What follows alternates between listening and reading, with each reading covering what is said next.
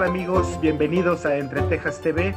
En esta ocasión vamos a tener oportunidad de conversar con Pedro Carlos Guillén, quien nos dio la oportunidad en esta ocasión de entrar a su casa para hablar de ese gran personaje, escritor y diplomático que fue don Pedro Guillén Castañón, su padre. Pedro Carlos Guillén nació en la Ciudad de México en 1959, es narrador, ensayista y divulgador de la ciencia, cuenta con más de 30 libros y ha publicado en prácticamente todos los diarios de circulación nacional y en diversas revistas como Nexos y etcétera. Es autor de crónicas de la imbecilidad, La Sala Oscura, Crónica Alfabética del Nuevo Milenio, Digresiones con Resortera, El Libro de las Excepciones. En el mismo año, en 2008, que es el año en que se publicó el Libro de las Excepciones, se incluyeron cuentos suyos en las antologías Atrapados en la Escuela y Prohibido Fumar. En 2009 publicó la novela Soñé con Rocío Dúrcal en el sello de Bolsillo. En 2011 obtuvo el tercer lugar en el certamen literario internacional Sor Juana Inés de la Cruz con su novela La traición de Bertrand. Actualmente se encuentra en prensa su libro de ensayo Tres veces te engañé. Qué gusto tener oportunidad en esta ocasión de platicar contigo, don Pedro Carlos. Me quedé pensando que hay un texto tuyo precisamente que habla de tu padre, donde hablas del gran sentido del humor que tenía don Pedro, muy fino, muy preciso. Y quiero decirte que yo he escuchado participaciones tuyas, he leído también cosas tuyas, y me parece que esa vena es heredada, yo creo, ¿no? ¿Cómo percibes eso? Con un alelo asociado al sentido del humor. Mi padre, en efecto, era un hombre muy simpático, era afable, era un buen tipo, pero tenía sentido del humor. Yo creo que el sentido del humor, y lo digo en descargo y sin ningún rubor, es un sinónimo de inteligencia. Mi padre era un hombre muy inteligente y me parece que la gente inteligente goza de un sentido del humor, se sabía reír de las cosas, no se tomaba todo a pecho, era un hombre francamente muy chistoso a veces, hacía bromas. Recuerdo que asustaba a mi hermana Claudia, se ponía un pañuelo en la cabeza y fingía ser un monstruo. Era realmente un buen tipo. A mí me caía muy bien mi padre. Claro, tuviste oportunidad de disfrutarlo a cada momento. Diana, tu hermana, nos comentaba que pese a su gran labor intelectual, académica, diplomática, pues no fue un padre ausente, fue un padre que estuvo acompañándolos, cuidándolos y haciéndoles bromas a cada momento, ¿no? Era un padre muy presente y un padre que creo que nos orientó por el lado correcto de la mesa. Yo era un niño muy pasguato, muy raro, y entonces me gustaba mucho leer, y esto se lo debo a él. Todo lo que he leído y escrito en gran medida es un patrimonio que le debo a él. Entonces yo me fingía enfermo para no ir a la escuela. Mi padre, por algún misterio, no entiendo por qué, atribuía propiedades curativas universales a una cosa que se llamaba Big Vaporru. Entonces tú podías tener una fractura expuesta de metatarso y te ponía Big Vaporru, podías tener, estar enfermo del estómago, te ponía Big Vaporru, y te compraba un sidral Mundet, ¿no? Entonces llega con su sidral, con el Vic y con un libro, que era la parte que más me interesaba, porque el Vic olía asqueroso, y el sidral sabía más o menos, ¿no? Entonces yo ahí me inicié muy temprano con Salgari, con Dumas, con Verne, con Conan Doyle, y fui evolucionando en la medida que él me iba proveyendo de estas armas de batalla que son los libros, y era muy sabroso, porque la verdad es que yo, insisto, era un niño muy pasguato, prefería estar leyendo que jugando fútbol, por ejemplo, ¿no? Entonces, mis inicios literarios, digamos, se los debo a él y a una elección muy sabia de lecturas para que yo convaleciera de mi falsa enfermedad. Entonces, siempre estuvo muy cerca, en efecto, no era un hombre lejano. Vi la entrevista que me hiciste a mi hermana y en efecto, le escribí en su cuarto, con gran disciplina, escribía diario, usaba 2 dedos y eso también es una herencia, yo escribo con estos 2 dedos, y lo recuerdo muy bien, lo recuerdo escribiendo, lo recuerdo haciendo siesta, que eso se estilaba en aquellos tiempos en un reposet que también tenía en su cuarto. Y lo recuerdo en mi hermana fue generosa, yo creo que eran unas borracheras de órdago con señores que ahora son puentes, calles, escuelas. Es decir, yo nunca dimensioné lo que estaba pasando ahí, pero estaba Pellicer, estaba Cardenal, estaba Gilberto Cantón, estaba Tito Monterroso, y se ponían unas de abarroteros, ¿no? Y era muy interesante porque eran tertulias, este término que se ha perdido. Yo hago una tertulia los jueves, por ejemplo, con mis amigos, que es juntar a los amigos, echar un trago y platicar, discutir, alegar, polemizar inclusive. Pero en el caso de las tertulias en casa de mis padres, pues eran tertulias, insisto, con gente que ahora es puente, calle, escuela, avenida, porque todos eran realmente gente de un altísimo nivel intelectual. Y entonces, pues yo, en la medida que fui creciendo, dije, no, pues sí, había puro cuarto bate aquí. Y yo empecé a escribir a los 30 años, tardísimo. Yo no escribía. De hecho, yo, cuando le anuncié a mi padre que mi vocación era estudiar biología, pues casi se pegó un tiro, ¿no? Porque él tenía esta idea generacional de que el abuelo había escrito, que él escribía, que el otro abuelo escribía. Claro. Y empecé a escribir a los 30 años. Él todavía vivió parte de mi proceso. Y de hecho yo pues siempre he sido Fedro Guillén, pero para diferenciarme de él como nombre de pluma le agregué el Carlos. Entonces hubo un momento en que escribíamos simultáneamente en 1+1, mi papá y yo. Y cuando yo le anuncié a Tito Monterroso, un amigo de él, que me interesaba escribir, me citó en el Sambors de la Avenida de la Paz y me dijo, mira, Pedro Carlos, te voy a dar 2 consejos si quieres ser escritor.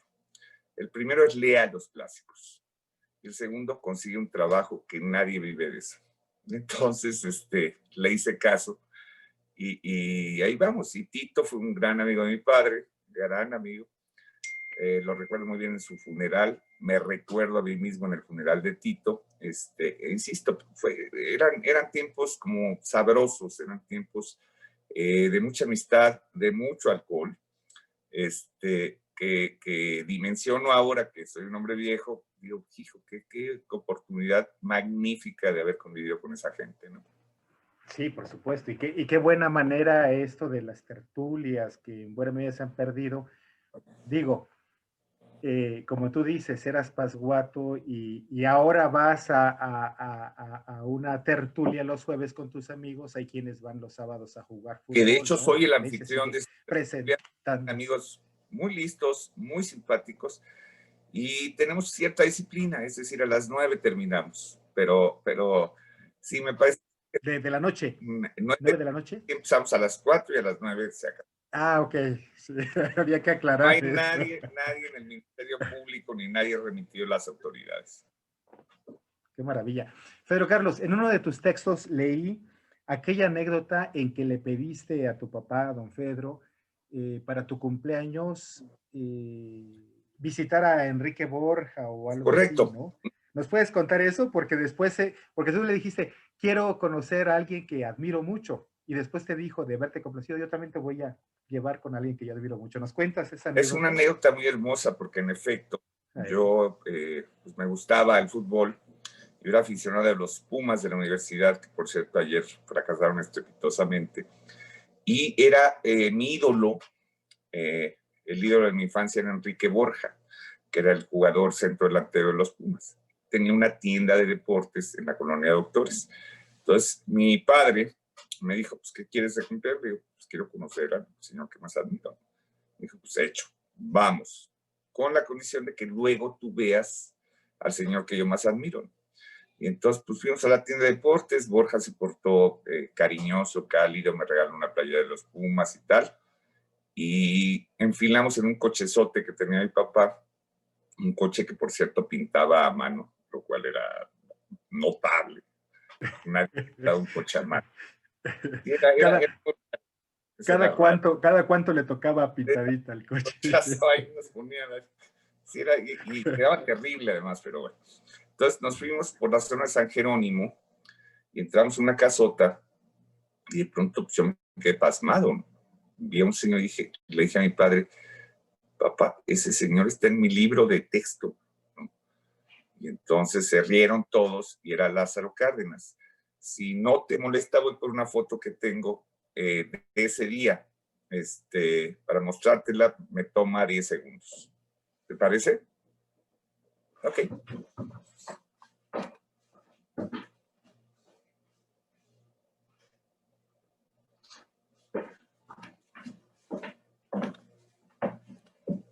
A ver si se alcanza a ver.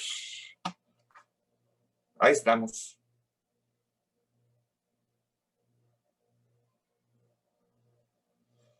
Ese niño que aún conservaba pelo era yo. Y entonces, yo recuerdo que fue un día muy feliz para mí porque me di cuenta que él estaba feliz, ¿no? Él me había cumplido el deseo infantil de ver a un deportista y me había presentado un hombre que él admiraba profundamente, que era Lázaro Cárdenas, y siento que para él, lo mismo que para mí, fue un día muy redondo, un día muy logrado, y cuando él muere en el año 94, yo escribí en El Financiero, Víctor Roura era el animador de la sección cultural del Financiero, e hice un texto, pues recordándolo, y esa anécdota la narré justamente en ese texto. Sí, en ese texto yo lo leí justamente, que de alguna manera me hizo conocerte más a ti y conocer más a don Fedro, que ese es el gran mérito de la inteligencia de ese texto. Fíjate que hay un personaje que mencionó Diana justamente, y ya no hubo oportunidad de platicar al respecto, que yo conocí porque fui aficionado, y lo he sido, lo sigo siendo, lector también de Alfonso Reyes, y quien comenzó a hacer las obras completas en el Fondo de Cultura Económica es Ernesto Mejía Sánchez. Luego supe que era un nicaragüense, un gran intelectual, pero mi pregunta es, ¿era amigo de tu papá? Seguramente el tema Alfonso Reyes estuvo en torno a la conversación de ambos en muchos momentos, ¿no? ¿Recuerdas algo de eso? Y era un hilo ¿De la que amistad? como te contó mi hermana, los fines de semana nos íbamos a Cuernavaca, a casa de don Francisco Ramírez Villarreal, que era un revolucionario constitucionalista, que después de 3 cubas se levantaba balazos. Tal.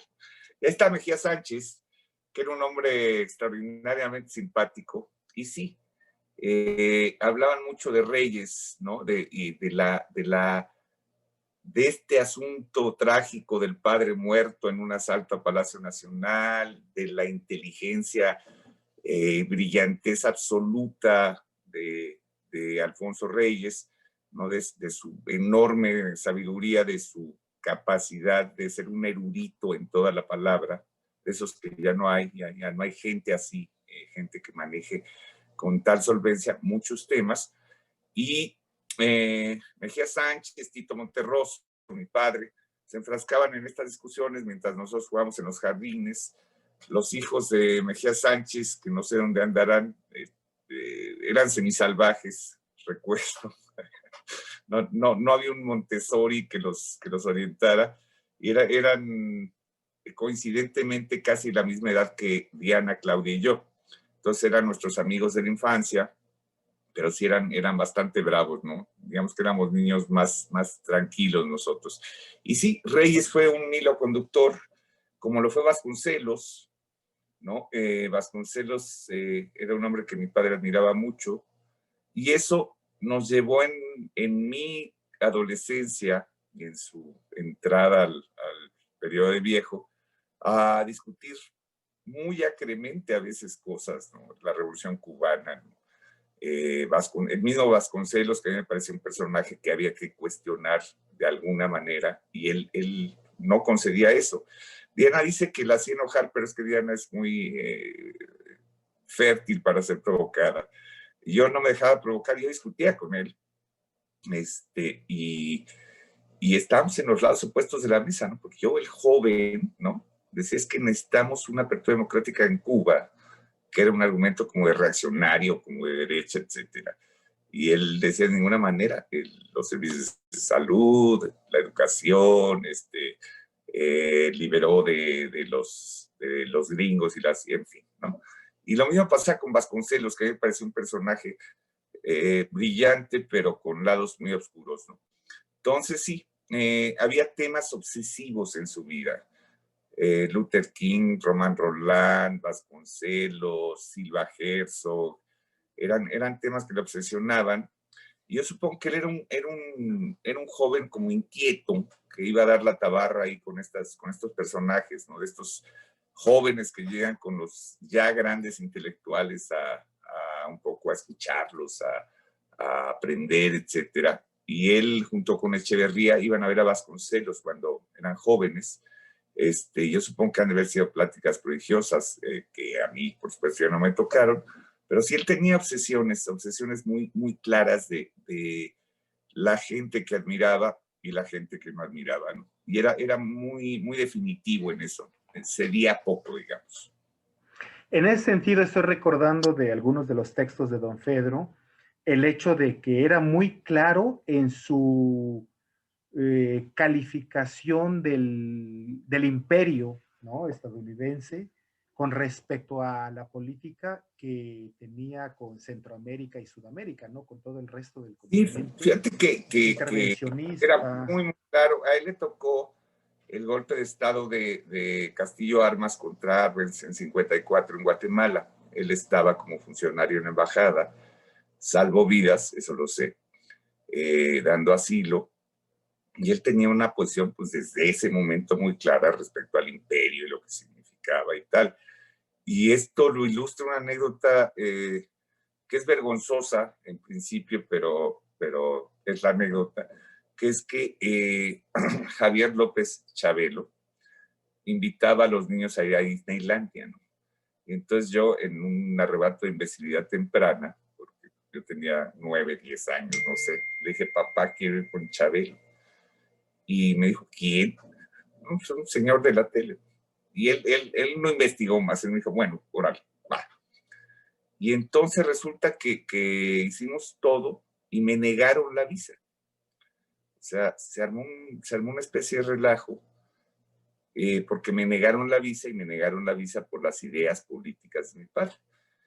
El asunto no sé cómo se arregló, al final se arregló y fui a Disneyland con Chabelo, pero ese es, insisto, un episodio vergonzoso en mi vida, pero ilustra de alguna manera que estaba un poco en la mira. Diana lo dijo bien el otro día. Hubo un momento en que su vida, yendo a Guatemala, peligraba. Una de sus mejores amigas, y amiga de mi madre también, Alaide Fopa, desapareció en Guatemala y nunca la volvimos a ver, madre de Julio Solórzano.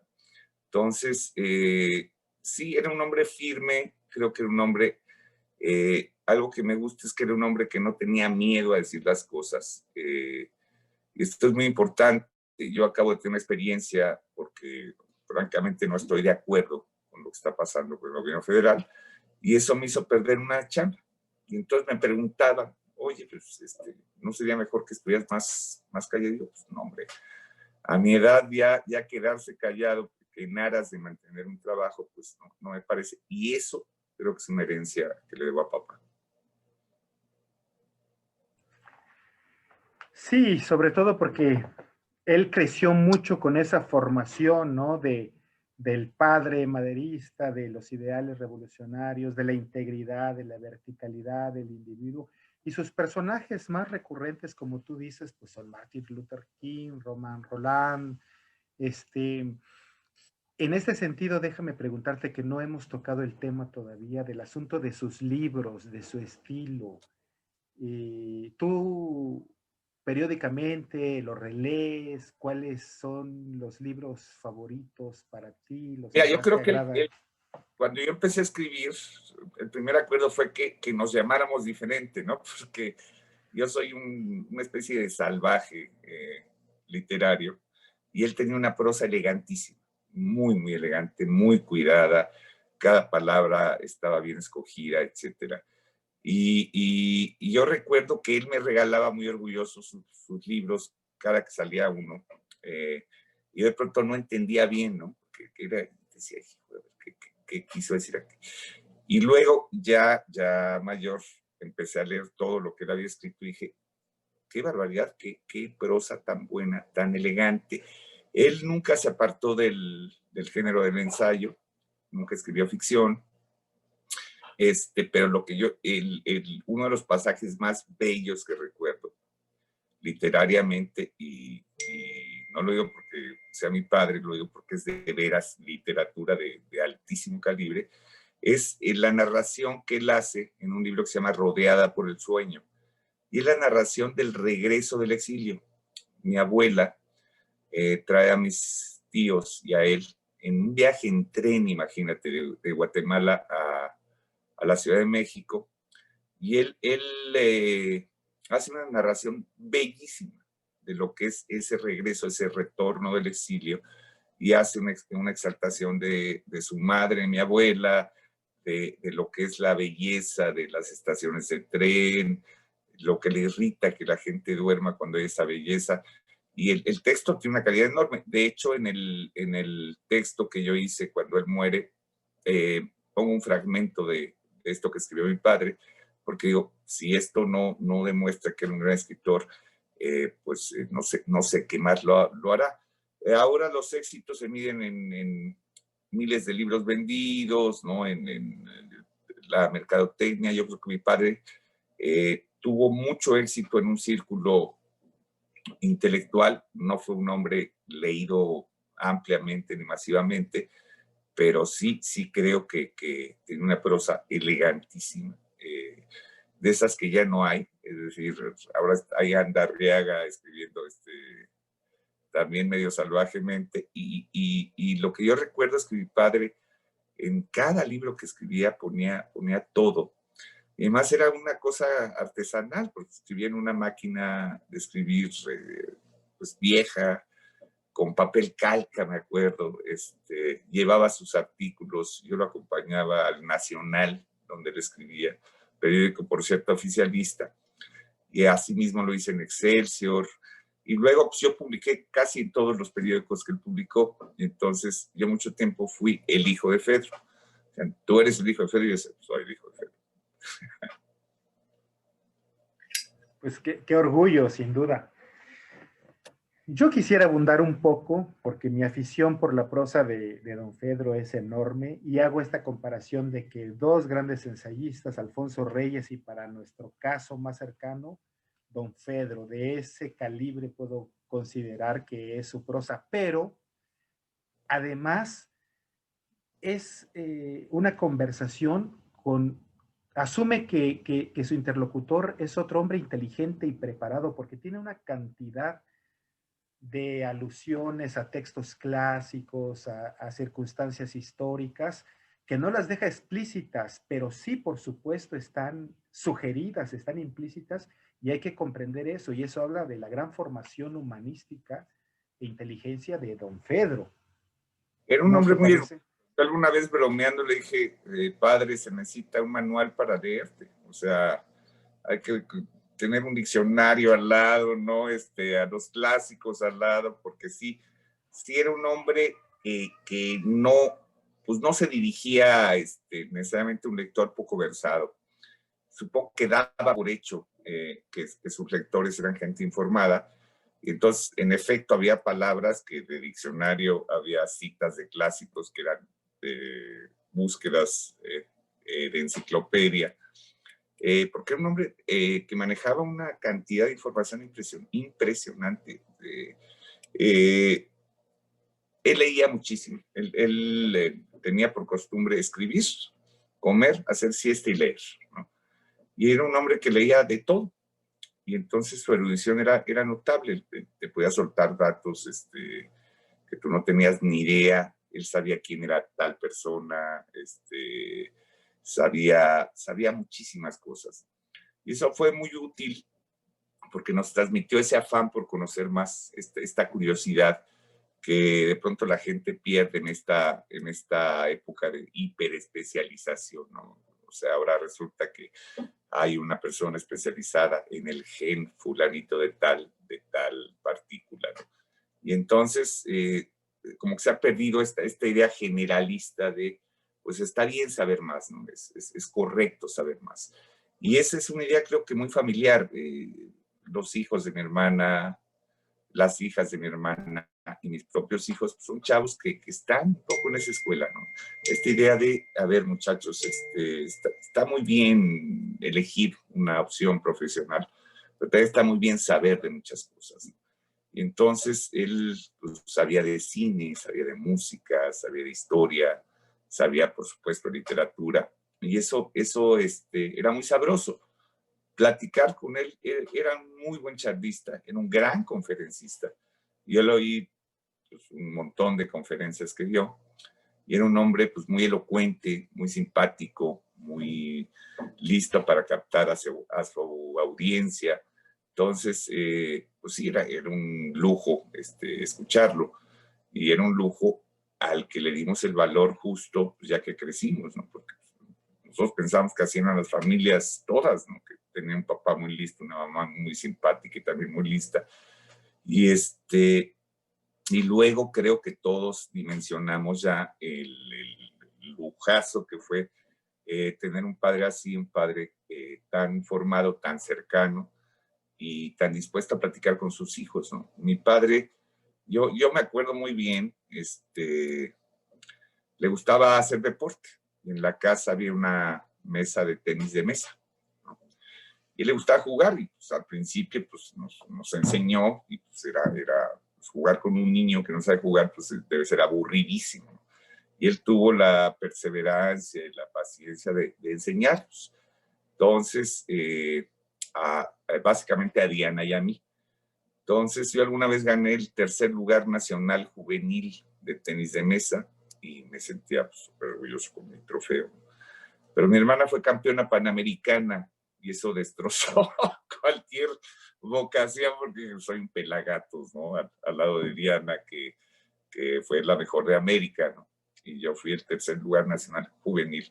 Pero todo eso lo recuerdo porque seguimos jugando y por supuesto ya éramos mejores que él, pero él quería jugar y decíamos, ¿por qué no? Vamos a jugar. Y yo me di cuenta que algo que me conmovió mucho fue cuando vi su proceso de envejecimiento, que ya le costaba trabajo levantar la pelota, ¿no? Que había que pasar pelotas más fáciles, etcétera. Eso me conmovió muchísimo porque dije, mi padre se está haciendo viejo. Y él con todo cariño y mucho amor nos enseñó a jugar esta cosa que ahora practicamos, ¿no? Y con mucha paciencia. Entonces me acuerdo muy bien, casi del momento en que me conmueve ver cómo levanta una pelota ya con esfuerzo, ¿no? Y les enseñó también a tomarse la vida de vez en cuando como un juego de tenis de mesa, a pelotear y a divertirse, ¿no? Hay que divertirse. Me parece que la vida es corta y hay que divertirse, hay que tener sentido del humor, no hay que tomarse tan en serio. La gente tiende a ser parsimoniosa, ceremoniosa, y yo no creo en eso, yo creo mucho en el sentido del humor. Diana parecía muy seria, Diana es más desmadrosa de lo que pareció Ah, en su sí, entrevista. le voy a reclamar que, Sí, parecía que se así, disfrazó de seria. No, a la pero chispazos, muy buenos. Guillén y tal. Es bastante simpática. Y nos vemos muy poco, esa es la verdad. Los tres hermanos nos vemos en Navidad, en algún cumpleaños y tal. Pero debo decir que cuando nos vemos es muy gozoso, es divertido. Y recordamos cosas y recordamos a mi madre, que era un personajazo de novela. De hecho, en mi novela de Durkal, que me publicó Random, la madre, el protagonista, es un retrato de mi madre. Y mi madre, pues, fue una compañera de mi padre, pues, muchísimos años, ¿no? mi madre era un personaje de novela, de veras. Entonces, era muy divertido, y recordar anécdotas con mis hermanas es muy divertido, porque pasaban cosas pues inauditas de pronto en la casa, ¿no? Claro. Quiero decirte que tuve oportunidad de convivir un par de veces con tu papá, pero bueno, nos estamos refiriendo a tu mamá en algunas fiestas que hubo de unos amigos en común en Cuernavaca. Y sí, la verdad es que se veía una magnífica compañera al lado de don Fedro en todos los sentidos, ¿no? Qué maravilla. Fedro Carlos, si yo se lo pregunto a Claudia no va a querer decírmelo, así que hazme favor tú de ayudarme con eso. Estamos Cla puestos. Ok, Claudia creo que heredó ese talento también de la escritura, se enfocó más hacia eso, podríamos decir, la heredera de ese oficio por la escritura, porque tú te lo tomas así como que, bueno, escribo y no escribo. Sabemos que sí, eres un magnífico autor también, pero bueno, tienes tu actividad del lado científico y otras cosas, ¿no? Pero Claudia está más enfocada a la creación literaria, ¿no? Claudia Es un poco de eso. es difícil decirlo. Yo ayer, justo después de ver la entrevista con Diana, le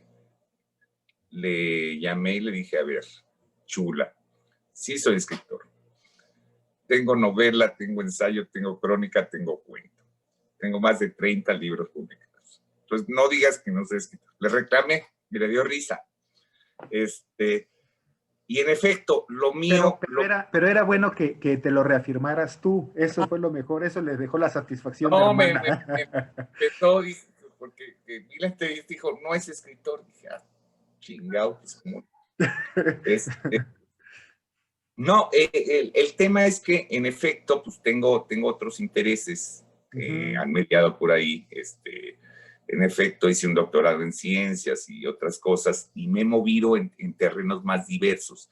En efecto, Claudia se dedica a eso. Claudia es, pues, lo podríamos decir, una escritora profesional. A mí me gustaría que produciera más. Me parece que tiene un talento que da para publicar con más frecuencia, pero lo hace bastante bien. Yo he leído libros de ella que tienen una calidad literaria también en este terreno más serio, más cuidado, más literario que lo que yo hago, porque, insisto, yo soy medio salvaje para escribir. Pero sí me parece que si alguno de los tres podría definir una herencia literaria, pues es Claudia. Aunque los tres hermanos hemos publicado libros, yo más que las dos, y lo aclaro de una vez para que quede sentado. Pero creo que... Oye, siendo un caballero, no te atreverías a decir yo lo mismo sumando la de las dos. Pero sé que eso no ocurrirá. No, pero no bueno. ocurrirá. No, la calidad, eso les enseñó su padre, la Cuidar calidad los antes textos, que... exacto. Mira, uno se siente satisfecho. Yo escribo diario. Publiqué un libro en febrero que me causó muchos dolores de cabeza, que se llama Tengo otros datos, que tiene que ver con una crónica sistemática de lo que fue el primer año de gobierno del señor presidente, ¿no? Y eso suponía escribir como una entrada de diario, ¿no? 8 de junio de 2019, 397 días después, y pácatelas, ¿no? Y eso de escribir diario también es una enseñanza de mi padre. García Márquez decía hay que tener el brazo caliente, ¿no? Es decir, se refería a eso, a escribir diario. Pero escribir diario no supone que uno lo haga bien, de ninguna manera. Supone que uno tiene la disciplina de hacerlo. Y entonces uno a veces revisa textos y dice, esto no tiene la menor calidad, va para afuera, ¿no? Y eso, el cuidar los textos, el saber que uno está satisfecho, ¿no? De lo que quiere contar, es una herencia también de don Fedro, ¿no? Sí, sin duda. Bueno, a mí me tocó ver una de esas cosas felices de mi vida, un manuscrito de don Fedro que cayó en mis manos, tiene una historia que ya te contaré en algún momento, Y yo tengo muy claro desde hace mucho tiempo que la escritura de Dostoyevsky, de Goethe, de Vargas Llosa, de Carlos Fuentes, de Paz, tiene que ver con corregir y trabajar y todo eso, ¿no? Para mí lo sorprendente fue ver cómo don Fedro, con estos dos deditos, como Diana y tú me han comentado, escribía muy rápido, pero además sus errores son únicamente de tecla, porque están los originales ahí y las correcciones son a mano, una F, de pronto se fue un errorcito, cosas así. Entonces él no tenía que corregir mucho, era un hombre que escribía de primer golpe y de primera intención de una manera Eso es notable, magnífica. ¿no? Escribir de corrido, que ya tengas claro aquí y simultáneamente empieces a escribir y no hagas grandes pausas, es una notabilidad en efecto. Y él escribía, yo me acuerdo, yo entraba y si lo veía muy ensimismado escribiendo, pues no lo interrumpía, pero me asombraba que no paraba. Es decir, hacía taca, taca, taca, taca, taca, taca, taca, taca, taca, taca, taca, taca. Decía, pues en algún momento hay que parar para pensar lo que va a escribir, lo que viene, y no. Era muy impresionante eso porque es muy difícil eso, es muy difícil no hacer una pausa, pensar si el párrafo está correcto, pensar si lo que viene hace sentido con lo que ya se escribió. Y él tenía esa enorme capacidad y lo recuerdo muy bien escribiendo. Y recuerdo también que al lado de su máquina de escribir tenía un diccionario que mi abuelo Flavio había corregido. Es decir, mi abuelo Flavio a mano ponía entradas en el diccionario, ¿no? Y un diccionario pues no muy grande, pero lleno de notas manuscritas, ¿no? Entonces decía, pues qué notable esta cosa, ¿no? De estar metiendo entradas a un diccionario, corrigiendo cosas en el... Corrigiendo y aumentando y aclarando. Sí, no, no. ¿Sabes qué me hizo pensar? Algo así como un cuento borgiano de una familia que en 3 generaciones están entregadas al lenguaje y corrigiéndolo y mejorándolo y todo. Es un poco, y Sí, yo de chavo decía, pues un diccionario publicado pues, tiene que estar correcto, ¿no? Y no, había imperfecciones que mi abuelo Flavio había corregido y mi padre se remitía constantemente a ese diccionario para leerlo, yo creo que por placer. Es decir, no consultaba nada, lo leía. Y leer un diccionario pues, es una afición por lo menos rara, pero que muestra este gusto por la erudición, ¿no? Por saber más, ¿no? claro. Y ese saber más a mí me parece que es muy importante. Mis dos hijos, afortunadamente, van en ese camino. Y desgraciadamente, fíjate lo que son las cosas. Mi padre murió en el mes de mayo de 94. Mi hija María, que es la mayor, nació en julio del 94.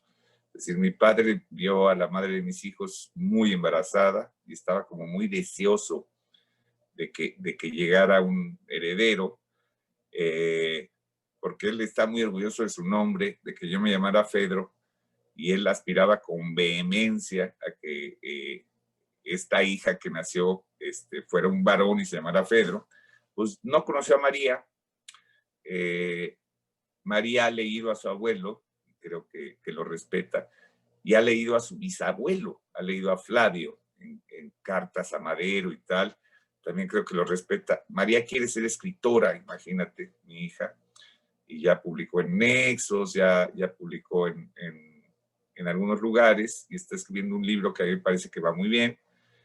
Y a los 2 años nació, ¿quién crees? Pues Fedro, mi hijo Fedro, que ahora es un destacado matemático, que le ha de producir la misma ternura esta que me producía a mí ver a mi padre levantar una pelota, porque yo le enseñé a multiplicar y ahora él hace integrales derivadas, unas cosas absolutamente inaccesibles a mi conocimiento. Un día cometí el error de preguntarle de qué es tu tesis y pues no. No Podría haber, comprendiste mucho la no, podría explicación, haber la respuesta. eslovaco y hubiera dado lo mismo. Y que eres un hombre de ciencia también. Es un hombre de ciencia, pero pues manón tanto, diría el clásico, ¿no? Claro. Sí, él es un matemático teórico. Venturosamente, si esto nos deja salir, se va a Alemania el año que viene un doctorado, María escribiendo, insisto, y todo me parece, inicia con mi abuelo Flavio y mi abuelo Carlos Rodríguez Serna, por el lado de la madre. Y es curioso, porque yo no creo en las dinastías, ni creo en rollos de que el papá médico tiene que tener un hijo médico y un nieto médico. No Pero la creo en eso. atmósfera en que se crece Me es parece que va importantísima, por ahí, ¿no? sí. Ya son Va 4 por ahí un generaciones. Sí. ambiente que favorece la creación.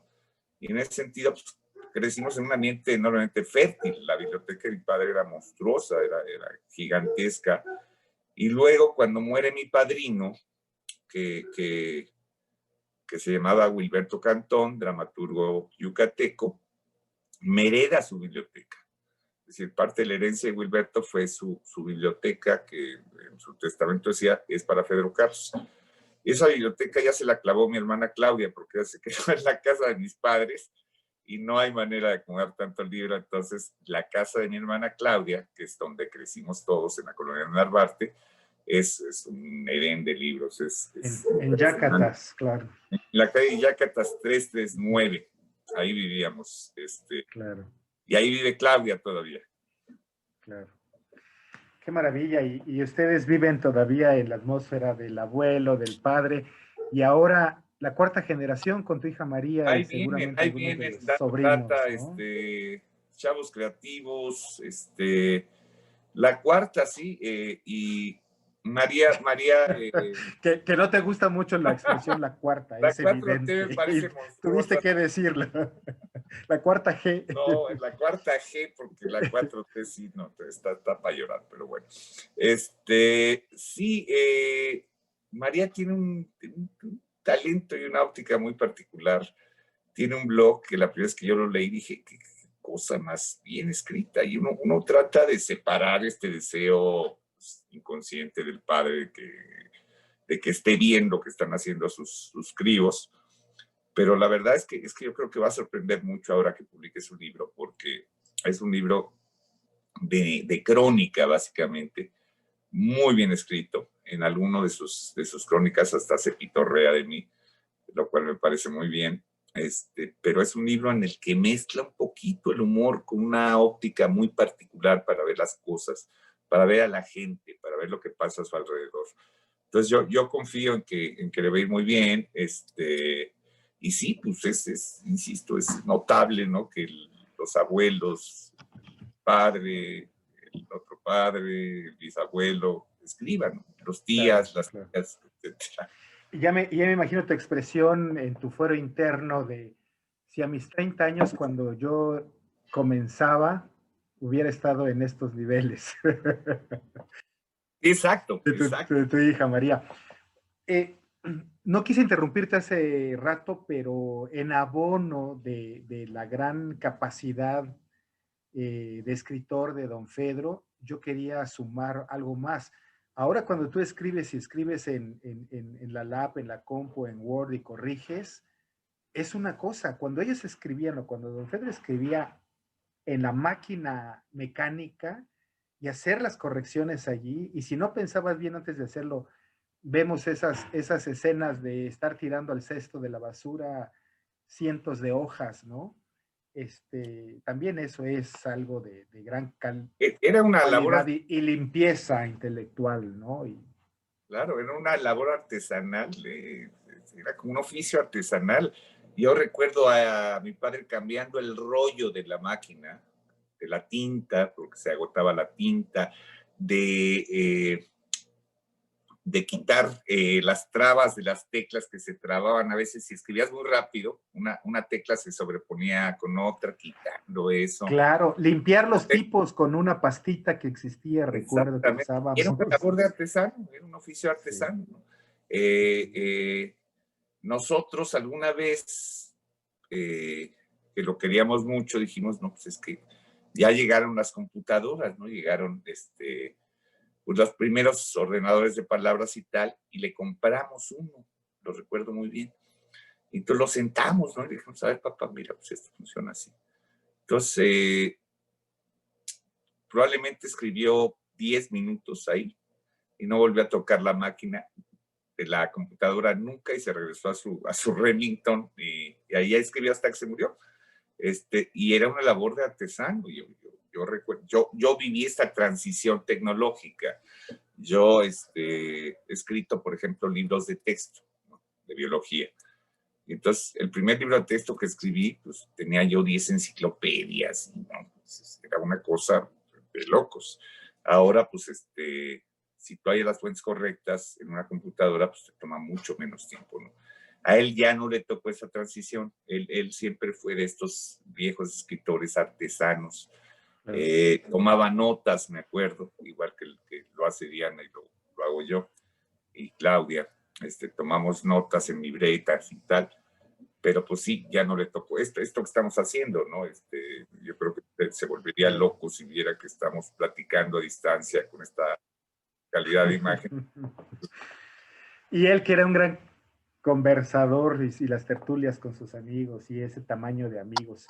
Ya me lo imagino escuchando el sonido del tecleo de la máquina, pensando él seguramente en Jenofonte narrando una de las batallas del Peloponeso, la caballería y todo eso, ¿no? ¿Qué cosas ha de haber habido en la cabeza clásica, de formación clásica de tu padre, sin duda? Pues, Pedro Carlos, el tiempo nos marca un límite en este momento. Muchísimas gracias, en verdad, por habernos obsequiado este tiempo. Sé que tienes otro compromiso enseguidita, pero bueno, abrimos el canal de comunicación para ir explorando cosas.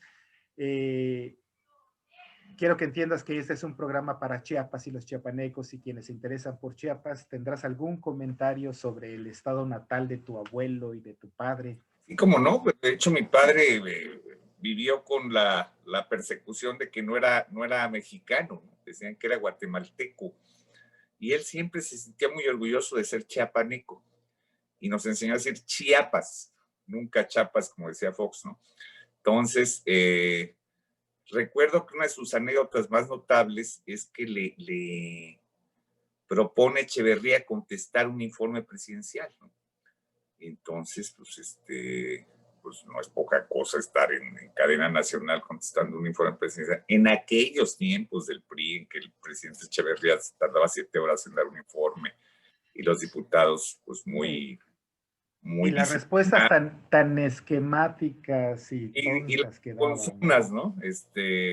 Respuestas, pues, señor presidente, usted lo mejor. Entonces, mi padre, yo me acuerdo que Jorge Ibargüengoitia escribió al día siguiente algo sobre la respuesta de mi padre, y en algún cabeceo periódico decía desconcertante respuesta de Pedro Guillén, ¿no? Y es que es desconcertante porque lo primero que hizo fue improvisar, no leyó un texto. Había que estar loco. Yo estaba en un torneo de tenis de mesa con mi hermana viendo una televisión portátil, la respuesta. Y en efecto, y de lo primero que habló fue de Chiapas. O sea, dijo algo así como, permítaseme llevar un poco de agua a mi molino.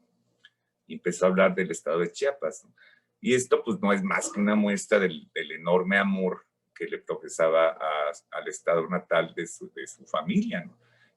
Y ahora, pues por supuesto, hay una escuela Flavio Guillén, hay una escuela Pedro Guillén. Nunca va a haber una calle Pedro Carlos Guillén, o sea, estoy dándole al traste, hay una tradición buena. Quizá un puente, no te preocupes. un pado, a lo mejor. Una presa, a ver, algo peor que una presa hidroeléctrica. No, aquí es una miscelánea, y eso sí la pongo yo, ¿no? Pero no, él quería mucho a su estado.